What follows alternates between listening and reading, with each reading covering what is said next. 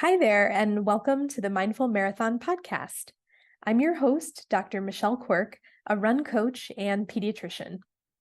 Mindful Marathon is all about helping runners of all types to run their own race. Whether you are a seasoned runner or you're just getting started, I want to let you know that you're welcome here and that you're in the right place.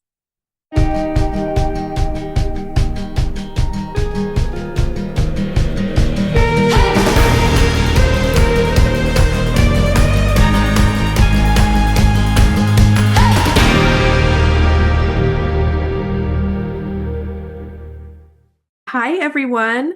Welcome back to another episode of the Mindful Marathon podcast.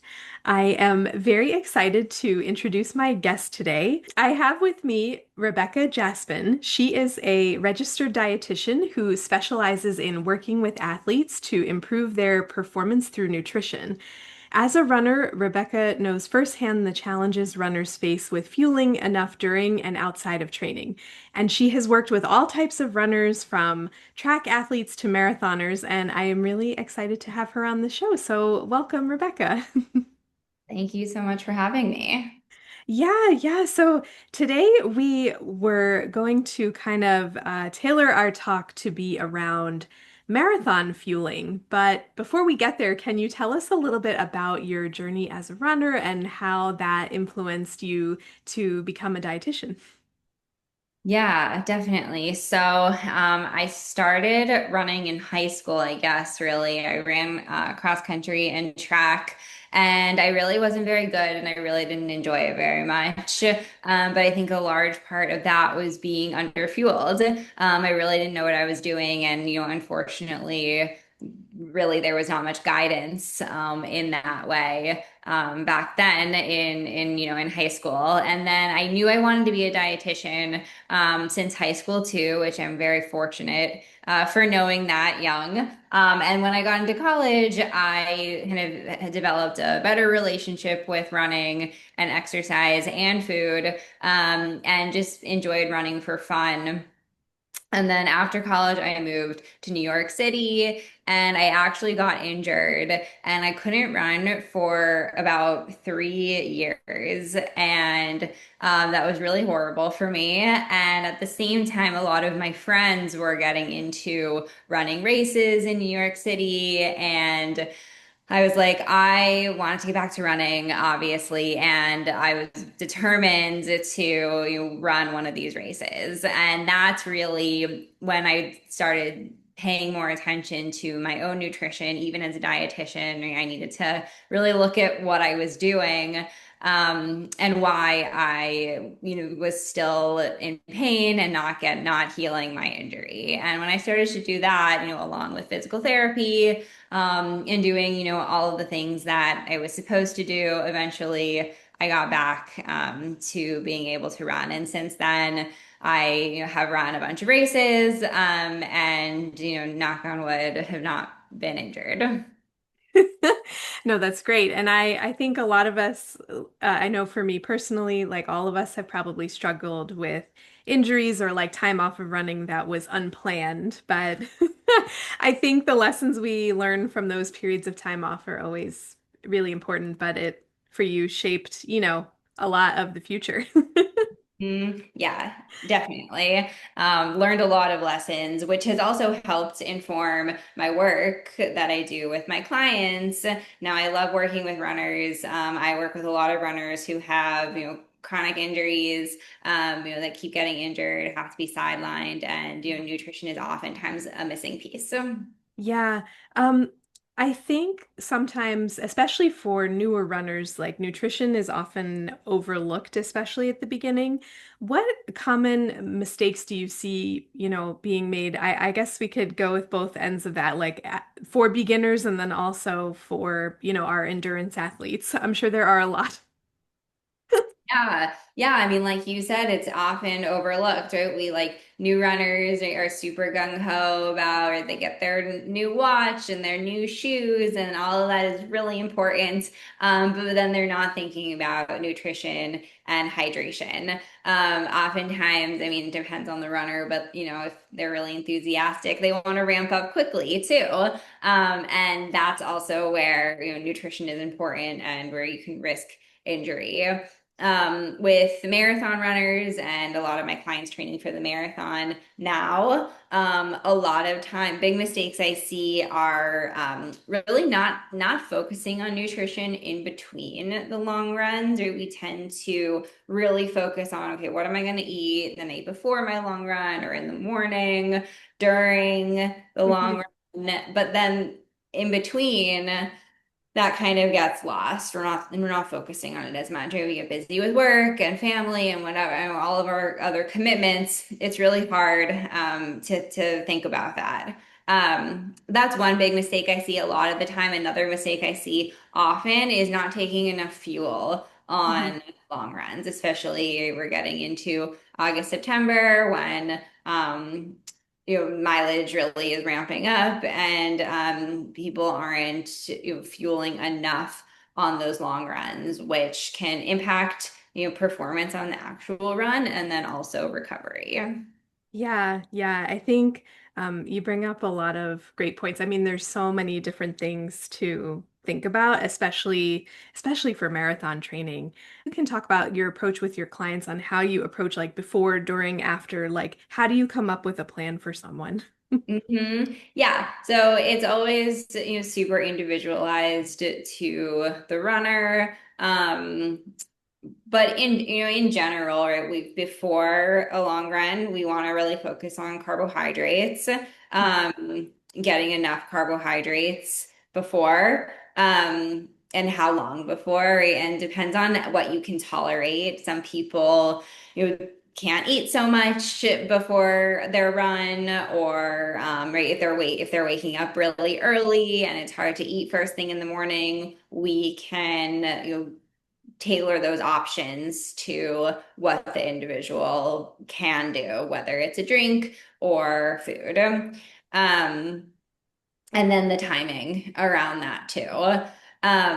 During the run, I mean, I always like to use the rule of 15. So that's 15 grams of carbohydrates every 15 minutes. Mhm. Usually, this is about 30 to 60 grams of carbohydrates per hour. Okay. Now, that's getting into the real nitty-gritty of it. But when it comes down to what's practical, we figure out what's realistic, what are the different sports nutrition products that the athlete likes, and then tailor that also to how long are they going to be out there and what's their level of intensity.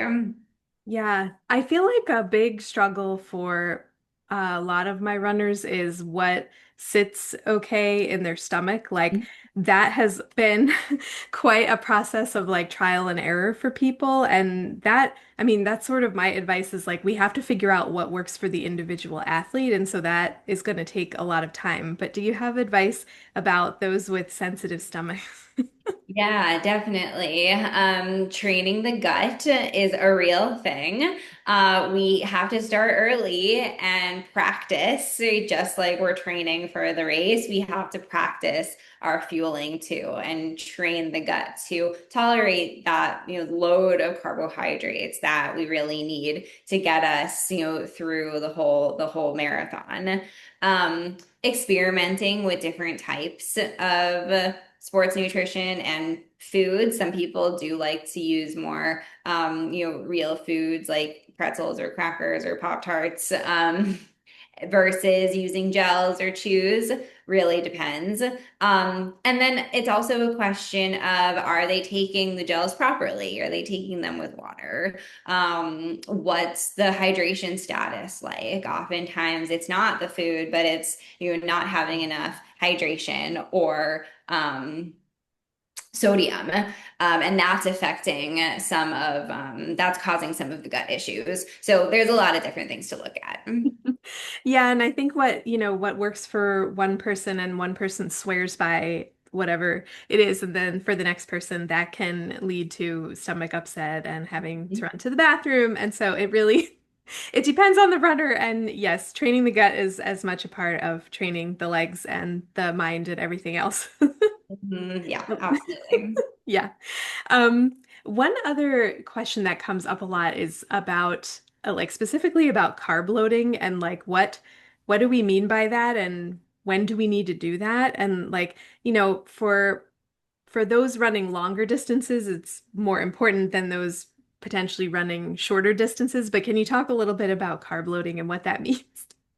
Yeah, definitely. So when we run, we get our fuel from two sources. We get the carbohydrates, the sugar that's directly in the blood, and then the rest comes from our glycogen stores in the muscle. And when endurance athletes end up depleting the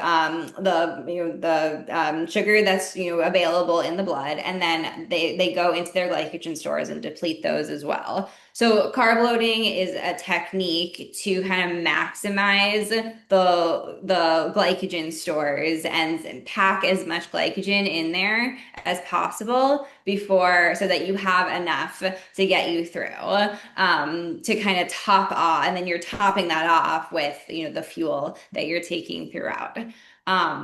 So a proper carb load, depending on the type of runner you are and the race you're running, you want to do it about 1 to 3 days before your race or even long run.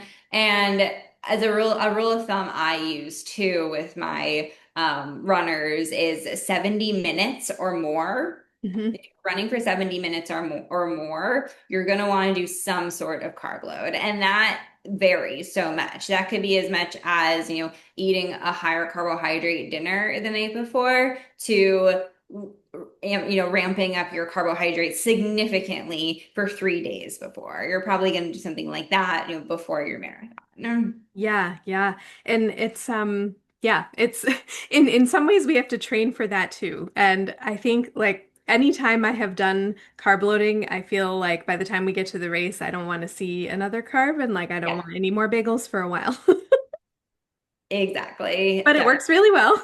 It works. It works. It's necessary. And yeah, your nutrition before is going to vary, significantly to what your nutrition after looks like. Yeah, yeah, for sure. Um, and then let's see, let me switch and talk a little bit about sort of the other side of this. So we've been talking about how we fuel for longer distances, the importance of carb load and all of that. But how can runners tell if they're underfueling? And maybe some of the dangers of that. Yeah, definitely. I see a lot of this in my practice. There's so many ways to kind of tune in and identify if you are fueling enough. And that's, by the way, without tracking anything. Just tuning into your energy levels. How do you feel while you're running? How do you feel after? Is the rest of your day, do you feel really depleted the rest of your day? Or, do you feel like you have pretty good energy?